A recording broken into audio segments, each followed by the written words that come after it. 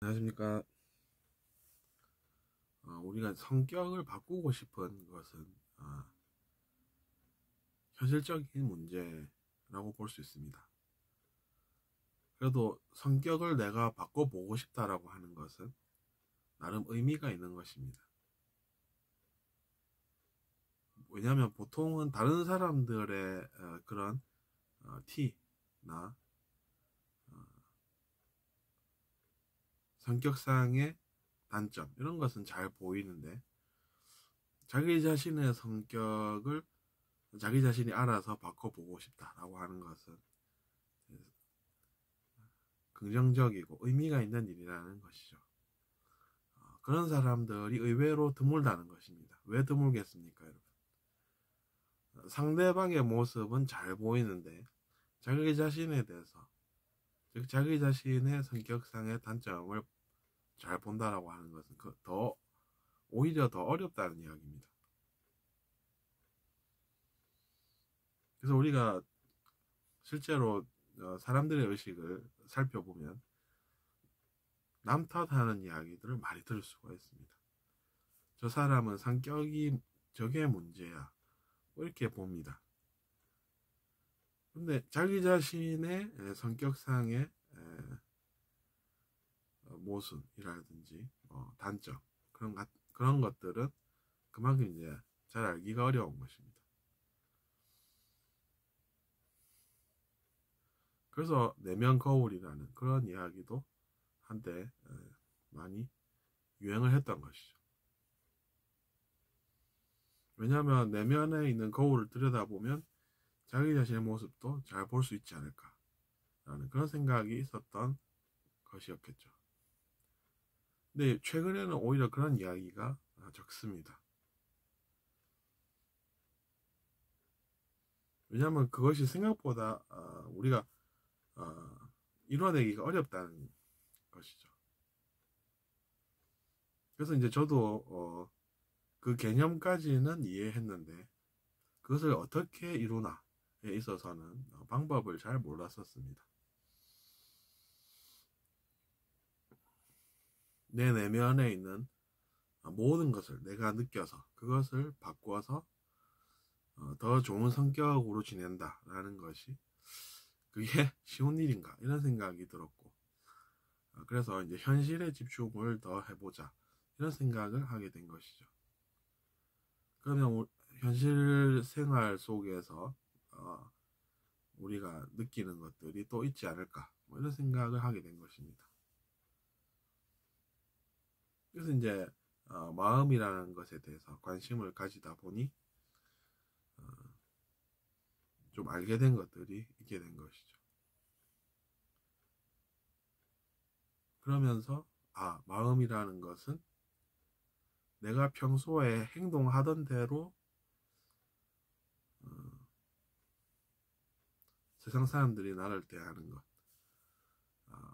그 속에서 문제점을 느끼고 내가 사람들을 그렇게 대하면 안 되겠구나 라고 생각하게 되고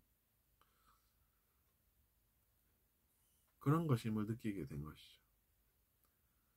그러면서 그 이상의 것을 원한다라고 하면 왜 그런지까지 한번 잘 살펴보는 그런 것이 있었던 것입니다. 그래서 왜 그럴까를 잘 살펴보고자 하고 또 그것을 여러분께 지금까지 제가 소개시켜 드린 것이죠. 그러면서 뭐 사람의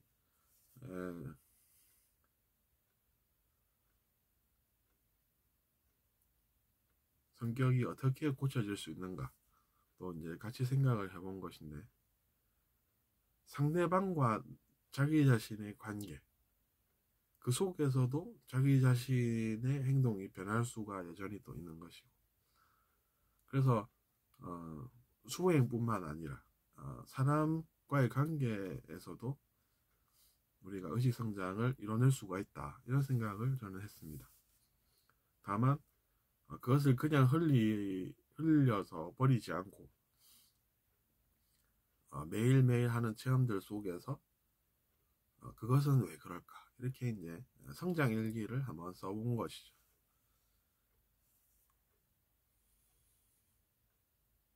근데 오히려 역시나 사람은 노력하면 그 결과를 얻게 되는 것이지 수행 방법이 그러다라는 것은 없는 것이구나, 이런 생각을 또 하게 된 것이죠. 그래서 명상을 많이 하시는 분들 또 계신 것으로 우리가 유튜브에서도 검색해 볼 수 있고, 뭐 사람마다 이제 생활 방식이 다른 것이지 공부의 길이라고 해서 따로 뭐 출가를 해야 된다, 그런 것은 아닌 것으로 저도 느꼈습니다. 다만 이제 수행을 그렇게 힘들게 한다라고 하면 아마도 사람들의 도움이 필요할 것이다, 이렇게 생각을 하는 것이죠. 왜냐하면 힘드니까 그러는 것이죠. 사람은 원래 힘들면은 누군가의 도움이 필요합니다. 근데 힘든데 사람들이 도움이 없었다 라고 치면 그 사람이 보상심리로 뭘 하겠습니까? 사람들을 혼을 내고 그렇게 산다는 것이죠.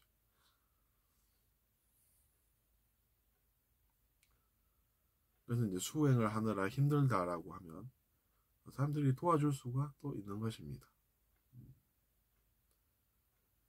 그 속에만 길이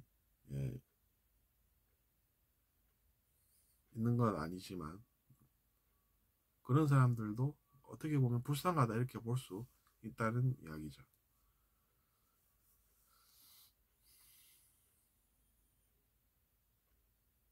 그래서 우리가 사람들을 불쌍하게 볼 수 있는 것, 그런 것이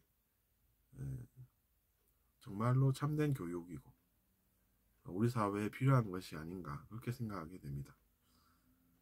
그래서 우리가 대중 매체를 통해서 바라본 세상은 그런 사건 사고들, 즉 뭐 누군가가 사람들의 도움을 얻지 못해 가지고 결국에는 안타까운 선택을 해서 뉴스에 나오더라는 것이, 알고 보면 그 사람들도 도움이 필요한 사람들이었다는 것이죠. 도움이 필요한 사람들이었는데 뭐 그렇게 되는 것이니까 우리가 어떤 것을 또 느낄 수가 있습니까? 그럼 앞으로는 그런 일들이 일어나기 전에 사람들의 도움이 필요한 그런 사람들에게 적절한 도움을 제공을 해서 그런 사건 사고들이 발생하지 않도록 해야 되겠다라는 것이죠.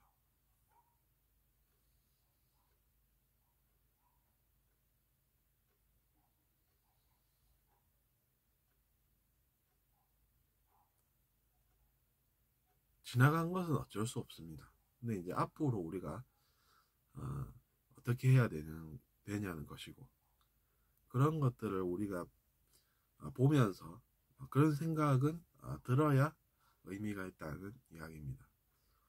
그냥 뭐 다른 사람들 고생하는 거 보니 나는 그런 고생 안 하는데 짜릿해, 뭐 이런 생각을 하고 있다라고 하면 그 사람도 지금 뭔가를 잘못할 가능성이 높은 그런 사람인 것입니다.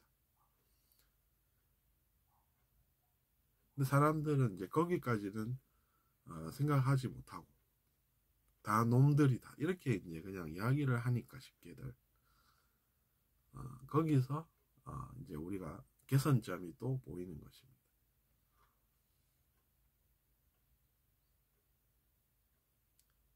심지어 그런 이제 사건 사고에 나왔던 사람들조차 같은 생각을 했었다라고 하면 여러분은 얼마나 믿으시겠습니까? 다 나쁜 사람들로 보인다는 것이죠. 그것은 범죄 후에 사람들이 그들을 바라보는 시선과 크게 다를 바가 없다는 이야기입니다.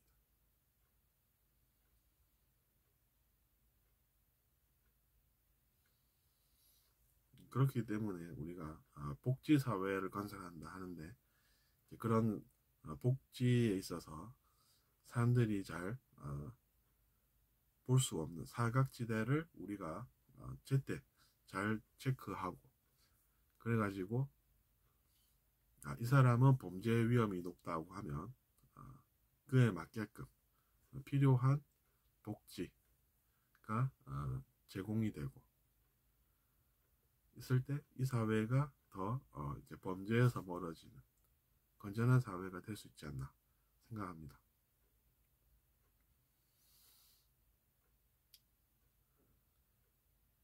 그래서 우리가 사람들을 차갑게 보는 그런 것을 배격하고 즉 사람들 마음에서 차가움이 사라지게 하는 것에 대해서 생각을 하고 그 차가움이 사라지게끔 하는 것은 또 다른 차가움일 수가 없다는 것. 그것을 깨닫고 따뜻함이 그래서 더 절실하다 이런 생각을 또 더 많은 사람들이 하게 되는 날이 왔으면 합니다. 다음 시간에 또 뵙겠습니다.